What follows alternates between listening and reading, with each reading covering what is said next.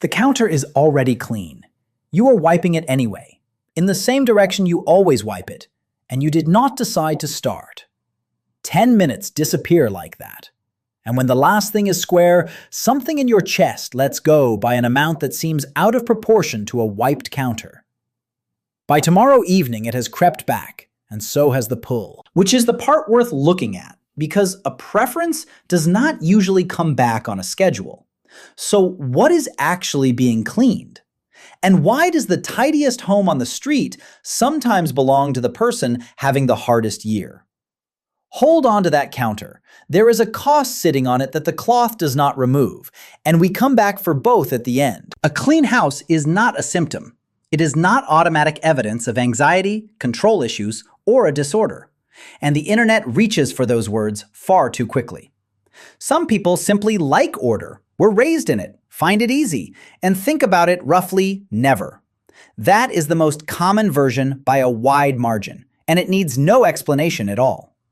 The version worth examining is narrower. It is when the cleaning is not optional, when it has to happen before you can sit down, and when being unable to do it ruins the evening. The usual explanation arrives fast.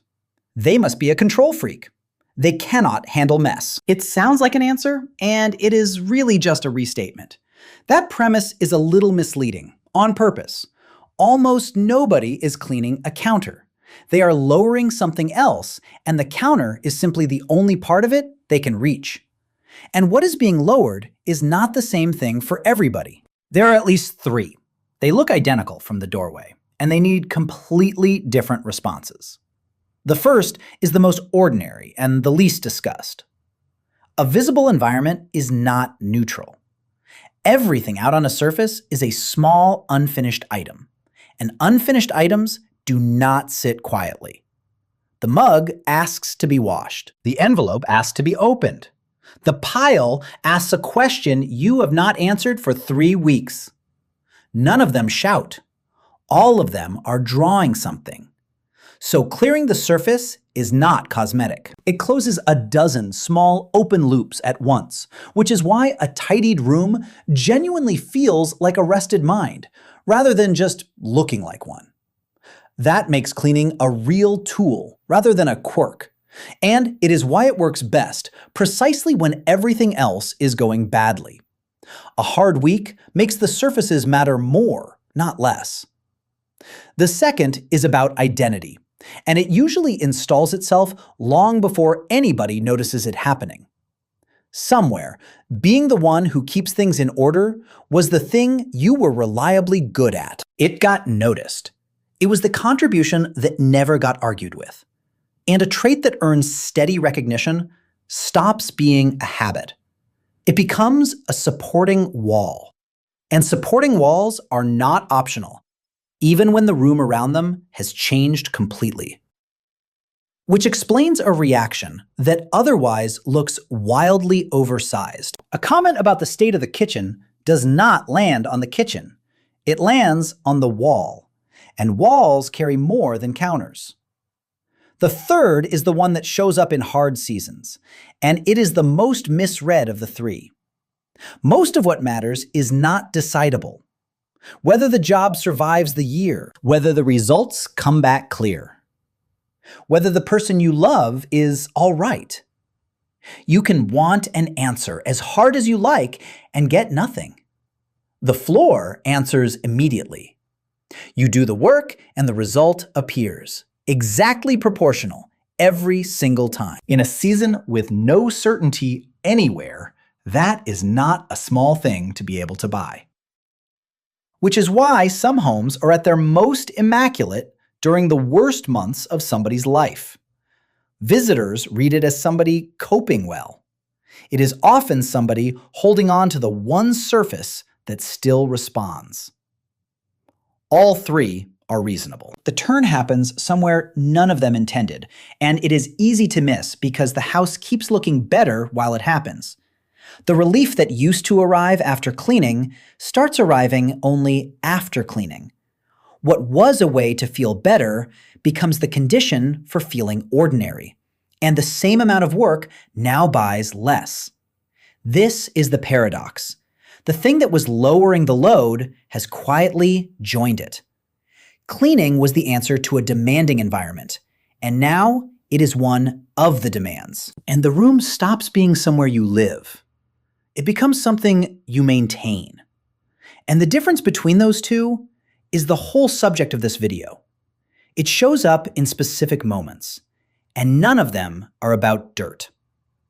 The hour before people arrive, when the cleaning stops being hospitality and becomes something closer to preparing a case. The house is not being made welcoming. It is being made defensible.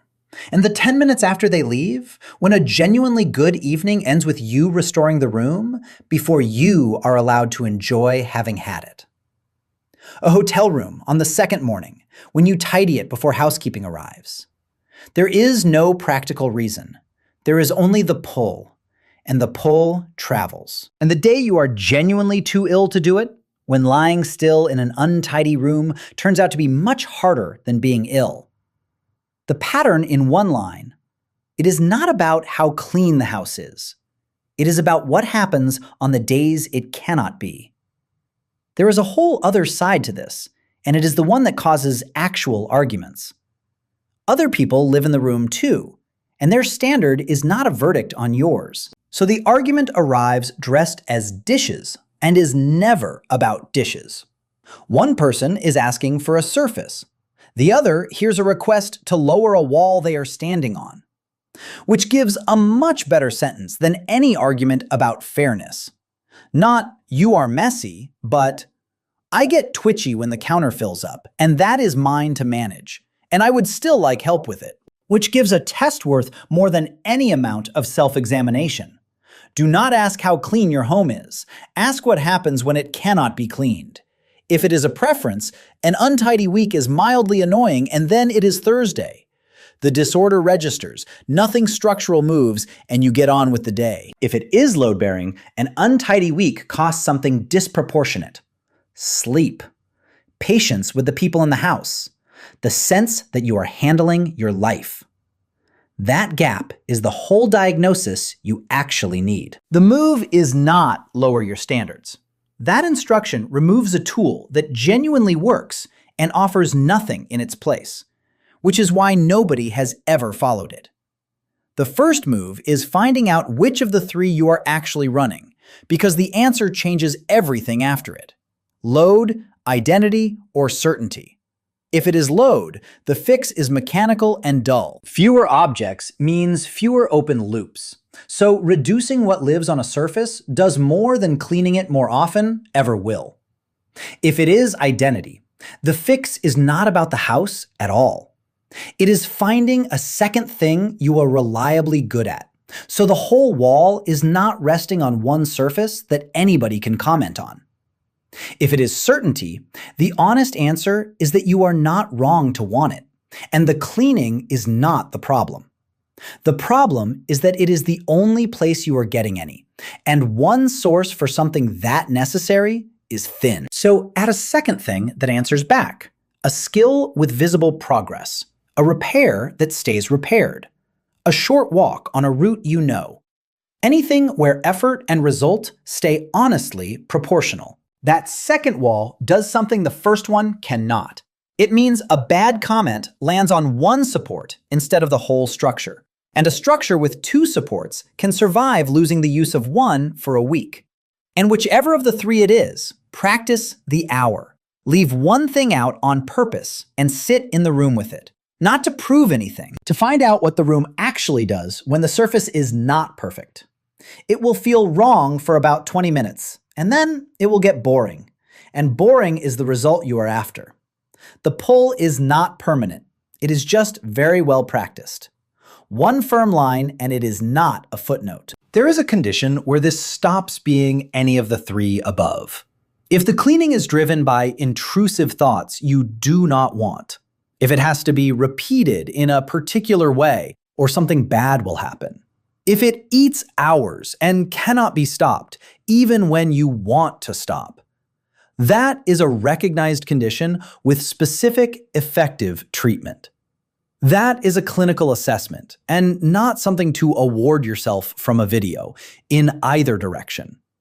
It is also genuinely treatable, and the treatment works better the earlier somebody asks. Return to that counter. Already clean, wiped again anyway, in the same direction, without a decision anywhere in it. And this is the cost that was sitting on it, not dirt. The hours, obviously, but underneath those, every evening that had to be restored before it was allowed to have been good. That is the one thing on the counter the cloth was never going to reach, because it was never on the counter. It was in the rule about when you are allowed to sit down. And it is worth saying plainly that nothing in the whole sequence was a mistake. Reducing what a room demands of you is sensible. Being good at something is worth building on. Wanting one thing that answers back in a year that answers nothing is entirely reasonable. None of which means stop cleaning. Order is a real tool, it does real work, and a person who finds a quiet room easier to think in is not doing anything that needs correcting. Change one sentence instead. Not, the house has to be clean before I can rest, but I rest better in a clean house. Those describe the same evening, and only one of them can be lost. The deeper change is not learning to tolerate mess. It is noticing that somewhere along the way, you started paying rent on a room you already own, and that the landlord collecting it has been you.